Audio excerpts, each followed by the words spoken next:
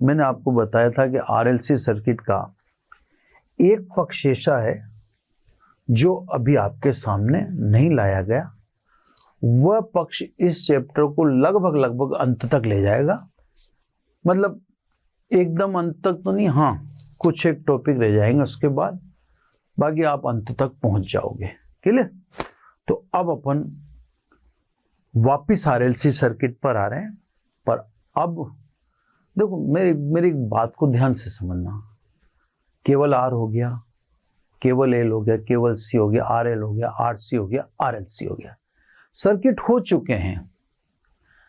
इसीलिए मैंने सर्किट के न्यूमेरिकल आपको पिछले एपिसोड से कंटिन्यू करा दिया। अभी मैं और भी कराता, लेकिन बीच बीच में टॉपिक भी लेता जाऊं, फिर वापस कराऊंगा मैं, क्योंकि एसी के जितने ज्यादा न्यूमेरिकल करोगे एसी की समझ उतनी ज्यादा होगी, और जितनी ज्यादा समझ होगी इतना ज्यादा बेटर रिजल्ट होगा। तो फिलहाल तो मैंने रोका इसलिए है कि अब मेरे पास जो समय दिख रहा है मुझे इस लेक्चर में आधा घंटा मेरे पास हो रहा है, तो आधा घंटे में मैं एक टॉपिक खींच लूंगा, फिर मेरे मूड होगा अगले एपिसोड में मैं न्यूमेरिकल कर दूंगा। न्यूमेरिकल तो बीच बीच में मुझे लेते रहना है। तो सब अब आ जाइए एक विशिष्ट पक्ष है ना। मैंने आपको जब आरएलसी परिपथ कराया था तो एक्सएल ग्रेटर देन एक्सी ले लिया था, इसका उल्टा भी ले लिया था, एक्सी ग्रेटर देन एक्सएल। लेकिन अपन ने एक्सएल बराबर एक्सी की बात नहीं की थी। क्यों नहीं की थी अब आप समझ जाओगे ना।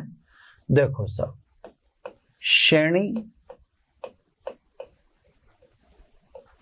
अनुनादी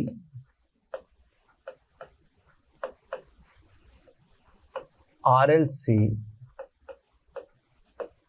परिपथ है ना। मैं पुनः याद दिला दूं आपको कि कोई एलसीआर लिखेगा, कोई आरएलसी लिखेगा, कोई सीएलआर लिखेगा, उससे फर्क नहीं, श्रेणी क्रम में है। ठीक है साहब, वापस थोड़ा मूड में आ जाइए आप भी है ना, और थोड़ा सा टॉपिक में रम जाइए। इसमें सब जेड है ना, अब ज्यादा लंबा नहीं लिखें जेड को, R square plus XL minus XC का होल स्क्वायर है ना, इसी से काम चल जाएगा मेरा ख्याल है। तो आगे नहीं लिखे ना। कलांतर फाई है tan इनवर्स है ना XL minus XC upon R. ठीक है, इसको इक्वेशन को ए बोल दें, इसको बी। धारा I बराबर I0 sine omega t minus phi. ठीक है साहब, धारा का तो खैर इसलिए कोई महत्व तो नहीं है क्योंकि अपन ने VOL ग्रेटर देन VOC लिया है ना उस समय, जब ये यहाँ पर एक्सएल बराबर हम जानते हैं 2 पाई FL व XC बराबर 1 अपॉन 2 पाई FC है ना साहब। तो कंप्लीट लिख देते हैं, फिर अपन चर्चा करना चालू करते हैं। अब साहब अपन चर्चा करते हैं। ठीक है, बात को ध्यान से सुनना। श्रेणी का मतलब श्रेणी क्रम में, अनुनादी उसका मतलब समझाने के लिए आई गया मैं। आरएलसी परिपथ, तो पहली बात तो श्रेणी क्रम में जुड़े होने चाहिए आरएलसी। फिर जो मैं बात कह रहा हूं वो सुननी आपको, तो अनुनाद भी आप समझ जाएंगे है ना सर। तो ये विशेष है, सर्किटों के क्रम में नहीं आ रहा, सर्किट तो खत्म हो गई। सामान्य आरएलसी सर्किट भी है जिसको अपन पढ़ चुके हैं, ये अनुनादी परिपथ है ना। परिपथ तो बनाना नहीं क्योंकि परिपथ तो वही है, पर कोई स्थिति विशेष है। अब देखो बच्चों ध्यान से देखना, आरोपित वोल्टता V बराबर V0 साइन ओमेगा, ओमेगा का मतलब 2 पाई FT। ठीक है साहब, तो मैंने उसको खोल के लिख दिया ओमेगा टी की जगह 2 पाई FT। अब देखो, आप आरोपित वोल्टता के द्वारा फ्रीक्वेंसी f में परिवर्तन कर सकते हो, क्योंकि वो आपके हाथ में यही फिक्स कर रखा आरोपित वोल्टता। ठीक है साहब, कि आरोपित वोल्टता के जरिए हम फ्रीक्वेंसी को चेंज कर सकते हैं, है ना। अगर आप बात को बहुत ध्यान से सुनना, मजा आएगा, है ना। यदि फ्रीक्वेंसी को आप बढ़ाते हैं, ठीक है, आपने फ्रीक्वेंसी को बढ़ाया, ठीक है, ऐसे नहीं चल रहा क्या, चलो, आपने फ्रीक्वेंसी को, आवृत्ति f को बढ़ाने से एक्सएल बढ़ेगा, ध्यान से समझना, एक्सी घटेगा। अब आप देखना, ए को देखो आप, एक्सएल बढ़ेगा, एक्सी घटेगा, तो भाई जेड तो बढ़ेगा ना, और जेड बढ़ेगा तो धारा घटेगी, क्योंकि आई आर एम एस बराबर V R M S upon Z. ठीक है सब, नथिंग स्पेशल, ऐसे ही चर्चा कर रहे हैं अभी, और चीजों को बीच में लाने की फिलहाल जरूरत नहीं है। ठीक है, चलो सब, आपके पास और भी बहुत ऑप्शन है। यदि आपने आवृत्ति f को घटाया, आवृत्ति को घटाया तो xc बढ़ जाएगा, xl घट जाएगा। अब आवृत्ति घटाने से xc बढ़ गया, xl घट गया। देखा आप समीकरण एक की तरफ देखना,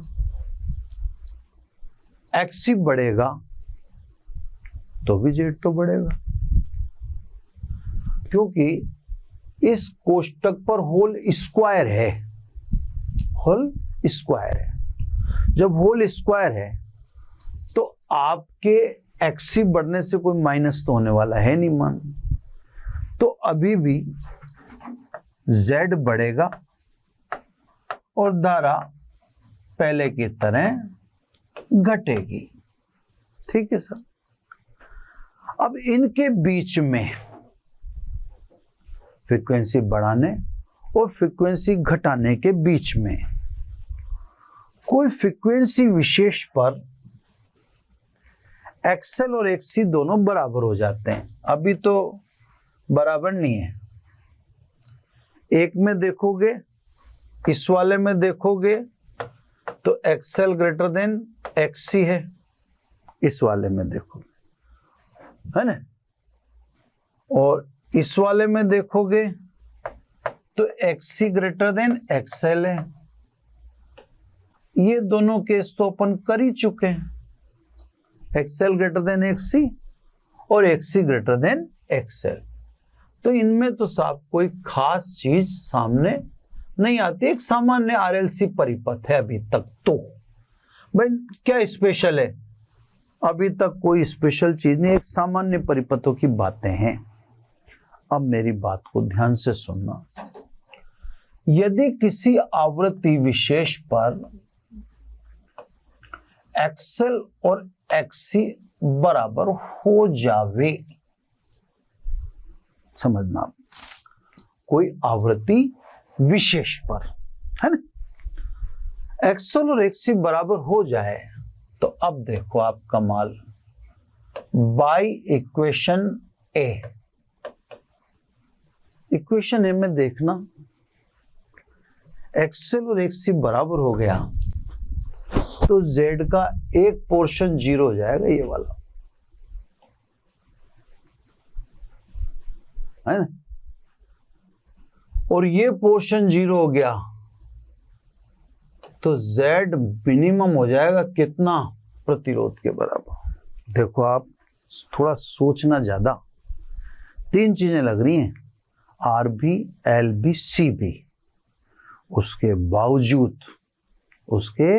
बावजूद है ना, आप देखें कि प्रतिबाधा केवल आर के बराबर ही रह गई, एक्सएल और एक्सी इफेक्टिव रहे ही नहीं।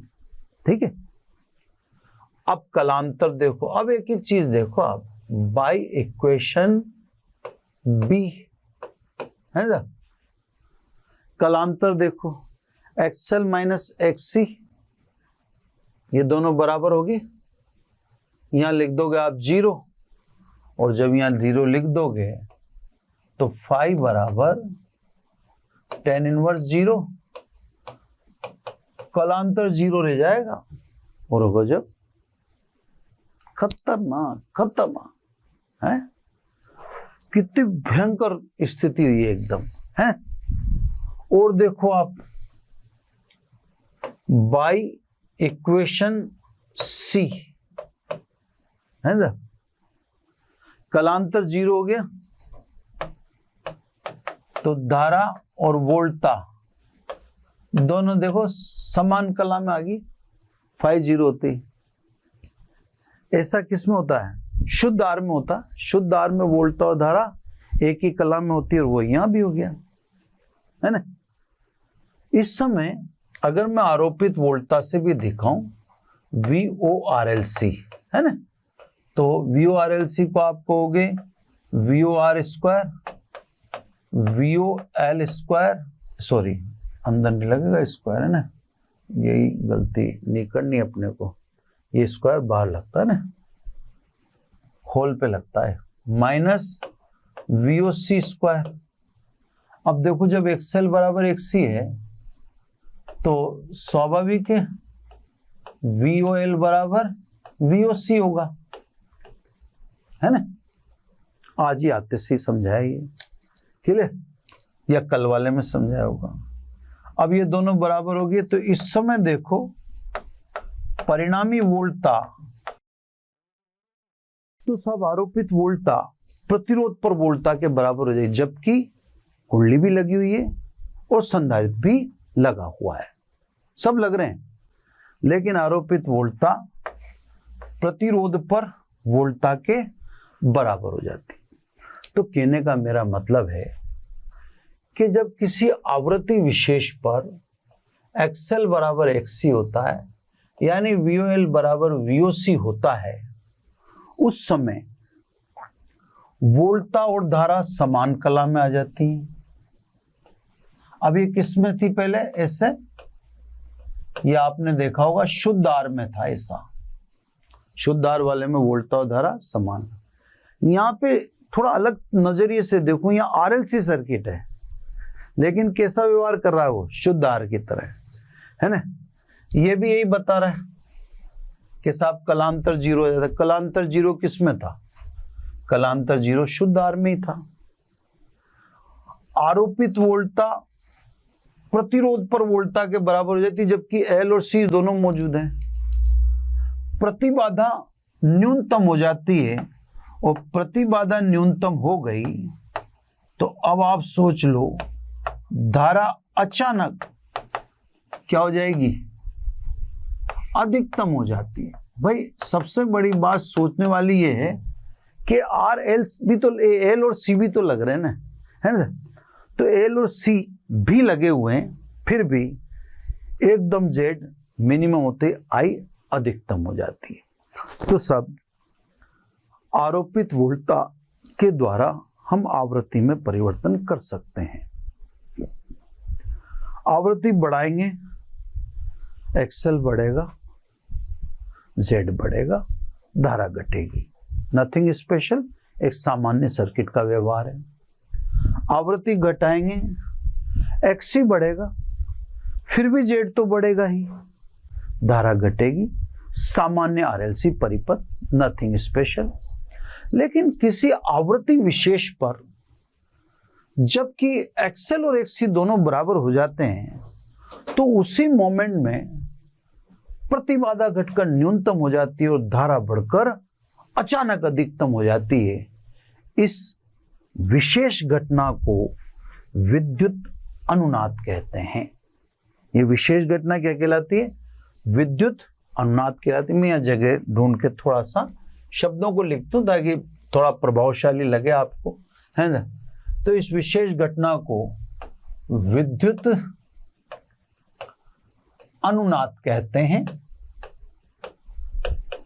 है ना।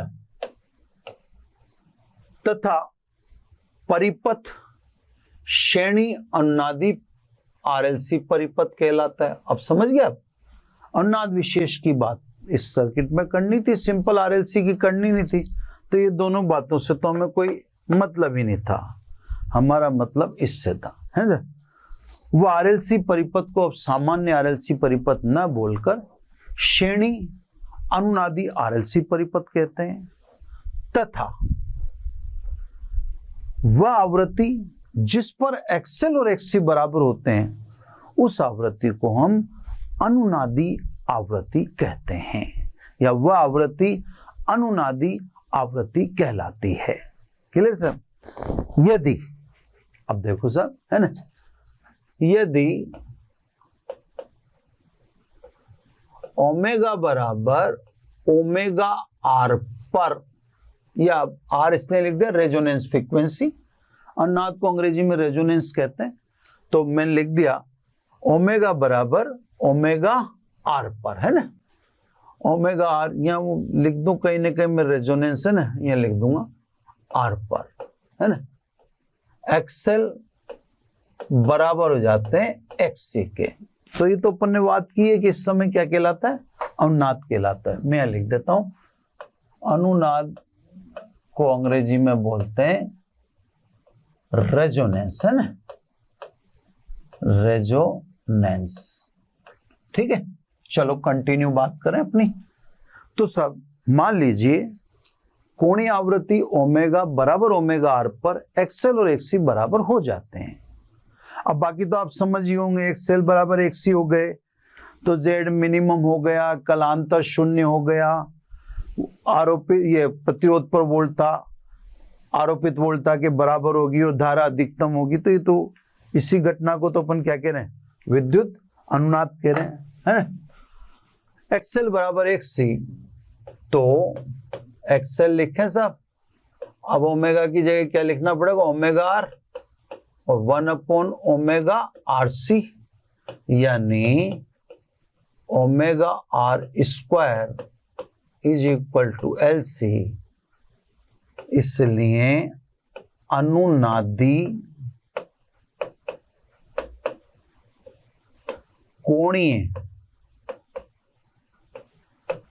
आवृत्ति,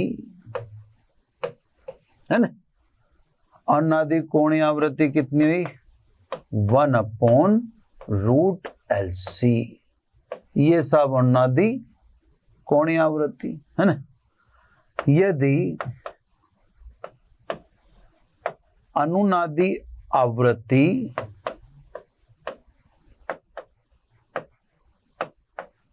FR हो तो ओमेगा की जगह क्या लिख देंगे अपन, 2πFR is equal to 1/√LC, है ना।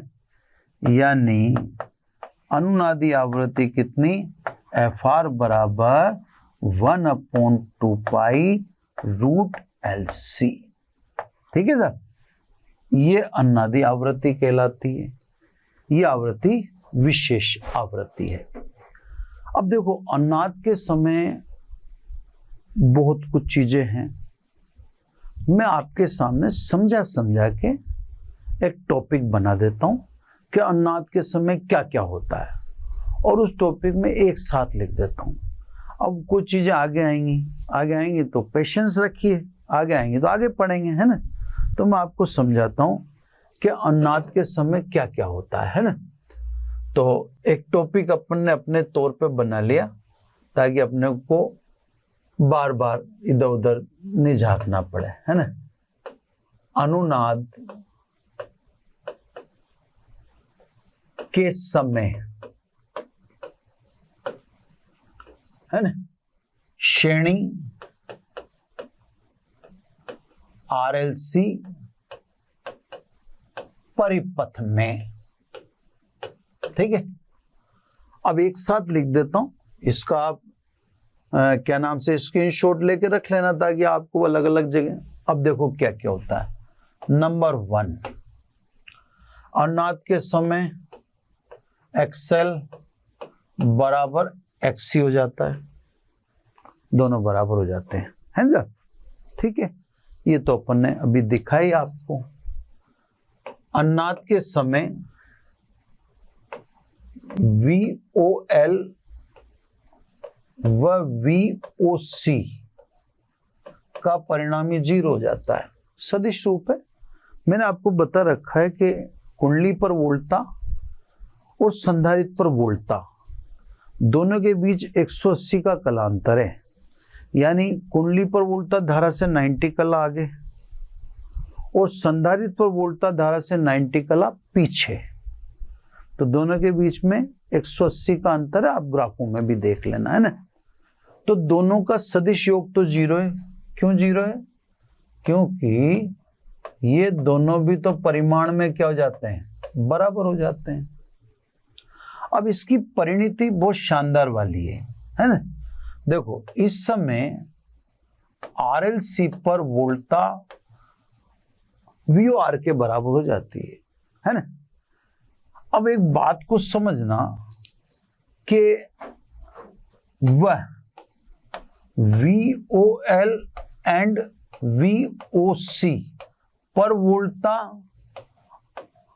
आरोपित वोल्टता, या लिख दो ना, या आरोपित वोल्टता। अब थोड़ा सा देखो, ये या तो आगे आएगा तब समझा पाऊंगा मैं।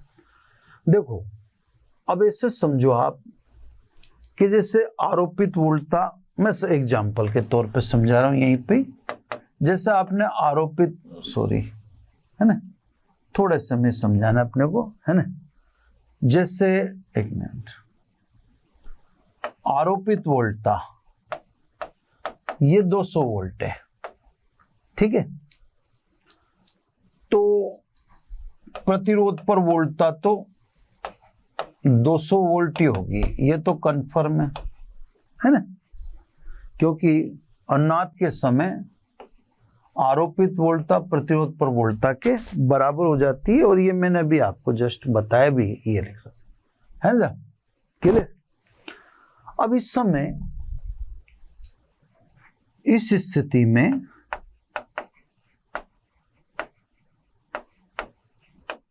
VOC और VOL दोनों बराबर, ये लिख रखा ऊपर मैंने। ये सब हाई होंगे। अब कितने आए होंगे ये तो मैंने सही लिखा है, उदाहरण के तौर पर 1200, 1400 भी हो सकते हैं, 1000 भी हो सकते हैं, 800 भी हो सकते हैं, है ना। लेकिन आरोपित वोल्टता से ज्यादा होगा कुंडली पर, और संधारित्र पर वोल्टता आरोपित वोल्टता से अधिक हो जाती है। ये भी एक खूबी वाली बात है। हाँ, उसका टोटल इंपैक्ट तो नहीं आ रहा। टोटल इंपैक्ट तो इसलिए नहीं आ रहा कि फॉर्मूला है, इस फॉर्मूले में ये दोनों बराबर होगी। ये देखो ना, ये दोनों बराबर होगी तो VORLC is equal to VOR हो जाता है।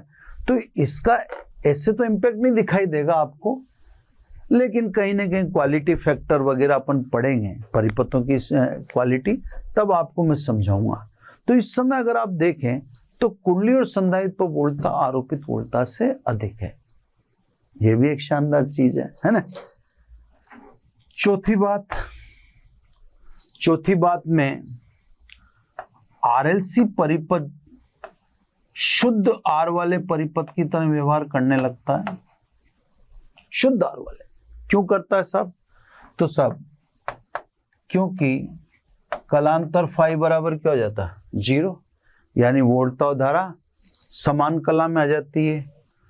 प्रतिरोध पर वोल्टता आरोपित वोल्टता के बराबर हो जाती है, तो यही कहेंगे, है ना। अगली बात क्लियर, RLC परिपथ का शुद्ध है। शक्ति गुणांक, शक्ति गुणांक से भी आपका पाला नहीं पड़ा। मैंने आपसे कहा था ना, मैं तो सभी लिखा दूंगा, है ना, तो मुझे तो सभी लिखा लेने दो, क्लियर। फिर क्या नाम से लो, है ना, शक्ति गुणांक। शक्ति गुणांक कोस फाई को कहते हैं, कोस फाई। अब फाई बराबर 0 तो आपको पता पड़ गया, तो स्वाभाविक है कोस फाई का मान कितना होगा? +1। तो इस समय शक्ति गुणांक +1 हो जाता है ना। अब शक्ति गुणांक क्या होता है ये भी आपको नहीं पढ़ाया गया, आप उसको बस ऐसे ही समझ लीजिए, क्या ये लिखा है ना। और सब RLC परिपथ हो गया, है ना। चलो 6 बातें लिखवा दी मैंने। सातवीं बात में Z आपका मिनिमम हो जाता है। ये सबसे शानदार और अचरज वाली बात है कि R भी लग रहा है, L भी लग रहा है, C भी लग रहा है, फिर भी Z R के बराबर ही रह गया, है ना। Z मिनिमम हो गया तो धारा अधिकतम हो जाती है ना, यानी IRMS maximum because Z minimum बराबर R, है ना। अगली बात वो आपको बताई दी, अनुनादी कोणीय आवृत्ति के रूप में आपने देख ही ली। अनुनादी कोणीय आवृत्ति कितनी होती है? 1/√LC, है ना। अगली बात अनुनादी आवृत्ति, अनुनादी आवृत्ति, है ना। अनुनादी आवृत्ति FR, ये 1/2π√LC, है ना। अब देखो सब, मेरे को जहां तक जो जो बातें याद हैं मैं पीछे भी देख लेता हूं, क्योंकि मैंने बता दिया था Z मिनिमम हो गया, ये हो गया, ये तो बता दी मैंने सब आपको, है ना। चलो एक बार और टैली कर लेते हैं, कोई बात चूक रहे हो तो। अनुनाद के समय XL और XC बराबर होगी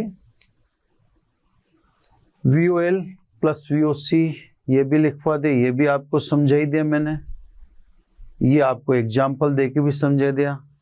RLC परिपथ शुद्ध R वाले परिपथ की भांति व्यवहार करने लगता है, कलांतर फाई 0 हो जाता है, शक्ति गुणांक का मान +1 हो जाता है ना। Z मिनिमम यानी इस समय परिपथ की प्रतिबाधा न्यूनतम कैपिटल R हो जाती है। धारा अधिकतम VRMS/IRMS, है ना, तो ये धारा अधिकतम हो जाएगी। अनुनादी आवृत्ति इतनी और कोणीय आवृत्ति इतनी, है ना। तो सब इतनी चीजें हैं जो फिलहाल अपने को ऑन स्क्रीन याद आती हैं, है ना, कि अनुनाद के समय ये चीजें घटित होती हैं, है ना। अपन और देख लेते हैं कि और क्या क्या कहीं अपन चूक तो नहीं रहे ना। तो अनुनाद के समय सब लिखवा दिया, ये सब चीजें आपको लिखवा दी गई टोटल, है ना, यही चीजें। अब दो छोटी छोटी बातें, अनुनादी वक्र, ठीक है, अनुनादी वक्र, बस ये अनुनादी वक्र और बना दूं। अनुनादी वक्र दो बनेंगे, पहला तो बनेगा फ्रीक्वेंसी वर्सेज Z के मध्य, है ना, ये सब देख लीजिए, ज्यादा कोई कठिन नहीं है, ये फ्रीक्वेंसी और ये Z। अब इसमें क्या है, पहले अपने को लिखनी पड़ती है फ्रीक्वेंसी, अनुनादी आवृत्ति, है ना। अनुनाद के समय तो Z मिनिमम है, ठीक है, छोटा सा ग्राफ है, सब ज्यादा टाइम नहीं लेंगे, बार बार बनेगा ये। वैसे ये Z मिनिमम मान लिया, Z मिनिमम किसके बराबर मान लिया अपन ने? R के बराबर। अब आप आवृत्ति बढ़ाओ, आप आवृत्ति बढ़ाओगे तो आप देख लो, आवृत्ति बढ़ाने से, पिछले पन्ने पे जाना, आवृत्ति बढ़ाने से Z बढ़ेगा, आवृत्ति घटाने से भी Z बढ़ता है। तो देख लो सब, मैं आपको वहीं ले जा रहा हूं, मैंने सब चीजें पहले बता दी। आवृत्ति बढ़ाएंगे तो भी Z बढ़ेगा, आवृत्ति घटाएंगे, ये लो सब, तो भी Z बढ़ेगा। ये सब आपको दोबारा मैं वहां से दिखा देता हूं ताकि कोई आपको समझने में कतई भी तकलीफ नहीं हो। आवृत्ति बढ़ाते हैं तो भी Z बढ़ता है। बॉर्डर अपन ने कहाँ रख रखी है? अनुनादी आवृत्ति पर। अनुनादी आवृत्ति पे तो ये घटना घटी जाती है। आवृत्ति को अनुनादी आवृत्ति से ज्यादा करोगे तो Z बढ़ता है, आवृत्ति को अनुनादी आवृत्ति से कम करोगे तो भी Z बढ़ता है। तो मैंने आपको दिखाया दोनों ही स्थितियों में Z बढ़ता है, ठीक है ना, आवृत्ति बढ़ाने से भी और आवृत्ति घटाने से भी। बस जेड मिनिमम कहाँ होता है? अन्नाद के समय या अन्नादि आवृत्ति पर। बस ये लास्ट ग्राफ बी, ये ज्यादा काम आएगा बी। ये धारा वर्सेज फ्रीक्वेंसी के मध्य सबसे ज्यादा काम आने वाला ग्राफ यही है। अपने को इसी की जरूरत पड़ेगी, है ना, और किसी ग्राफ की इतनी जरूरत नहीं, जेड वाले ग्राफ की जरूरत नहीं पड़ती अपने को। ठीक है, एक मिनट चलो, है ना, इसको थोड़ा सा मिटा देता, पर मिटाते पूरा मिट जाएगा ये। चलो ऐसे कर लेते हैं, वेरी गुड।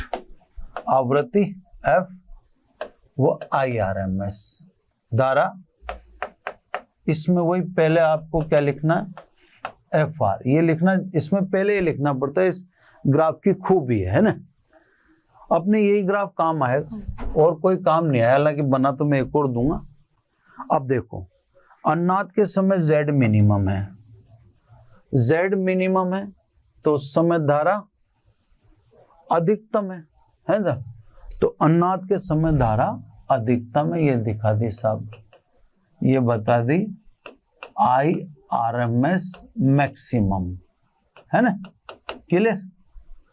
ओनली किस समय? अन्नाद के समय। अब आप आवृत्ति बढ़ाओ, ये आवृत्ति बढ़ाओ, ये आवृत्ति घटाओ, है ना। तो आप इसके बाद दो ऑप्शन है, एक आवृत्ति बढ़ाने का और एक आवृत्ति बढ़ाओगे जेड बढ़ेगा, और जेड बढ़ेगा तो धारा घटेगी। आवृत्ति घटाओगे तो भी जेड बढ़ेगा। भाई जेड दोनों में ही बढ़ रहा है, आवृत्ति बढ़ाने से भी और आवृत्ति, तो आवृत्ति घटाने से भी जेड बढ़ेगा, और जेड बढ़ेगा तो धारा घटेगी, है ना। तो दोनों से ही धारा घटेगी। आवृत्ति बढ़ाने से भी जेड बढ़ता है और आवृत्ति घटाने से भी जेड बढ़ता है, और जब जेड बढ़ता है तो धारा घटती है। बस अन्नादि आवृत्ति पर ही धारा अधिकतम होती है। एक लास्ट में एक्सेल एक्सी वाला भी देख लो आप, है ना, वो भी एक ठीक है एग्जाम के पॉइंट ऑफ व्यू से। ये लास्ट है ना, ये सब एक्सेल व एक्सी, है ना, और किस किस के बीच का ग्राफ कितना? आवृत्ति ने व फ्रीक्वेंसी। ठीक है, अब आप जानते हो एक्सेल प्रोपोर्शनल टू एफ, अभी दिखा देता हूं मैंने। एक मिनट, कलर अलग अलग लेने पड़ेंगे ना। ये सब एक्सेल का ग्राफ खींच गया, ये एक्सेल प्रोपोर्शनल टू एफ, आवृत्ति बढ़ने से एक्सेल बढ़ता है। ठीक है, अब आ जाओ XC, XC proportional to 1/f, आवृत्ति बढ़ने से एक्सी घटता है, ये घटता है, तो ये XC is proportional to 1/f। ये यहां दोनों मिल जाते हैं, है ना, और यहां जहां मिल जाते हैं यहां पर एक्सेल बराबर क्या हो जाता है? एक्सी, और इस आवृत्ति को क्या कहते हैं अपन? अन्नादि आवृत्ति। तो ये भी एक ग्राफ है जिसमें आप देखना एक्सेल बराबर एक्सी पर दोनों काटेंगे, एक आवृत्ति के साथ बढ़ता है, एक आवृत्ति के साथ घटता है। एक्सेल तो बढ़ता है, एक्सी घटता है। ये जहां काटते हैं वहां एक्सेल और एक्सी बराबर हो जाते हैं, वहां पर जो आवृत्ति होती है उसे अपन अन्नादि आवृत्ति कहते हैं, है ना। तो बच्चों अभी इतना ही, फिर एलसी सर्किट की बात करेंगे। अब ये है कि जब नेक्स्ट लेक्चर लेंगे तो नेक्स्ट लेक्चर में थोड़ी सी बात पीछे से लेनी पड़ती है। अब जैसे अन्नादि वक्र से लूंगा मैं, अन्नादि वक्र में मुझे कुछ ज्यादा नहीं चाहिए, अन्नादि वक्र में मुझे ये वाला ही चाहिए ना, इस वाला ग्राफ की आवश्यकता पड़ेगी, लेकिन अब पड़ती है ना, तो मैं फिर इसको संदर्भ में लूंगा, ये भी लूंगा, है ना। तो ऐसा होता है, अब अच्छी तरह समझना है तो क्या करें, उसके लिए और कोई चारा भी नहीं अपने पास। तो नेक्स्ट लेक्चर से अन्नादि वक्र लेते हुए फिर आगे की बात करनी। अब हम आगे 5-4 टॉपिक जो हैं वो अन्नाद पर ही कंसंट्रेट रहेंगे। अब अब इससे बाहर नहीं निकल, ये से टॉपिक कंप्लीट हो गया। अब नेक्स्ट टॉपिक पर रहेगा अनुनासिक, तो एक दूसरे से इंटरलिंक रहेंगे ना। तो अभी तो इसको ही एंड करते हैं। Thank you very much.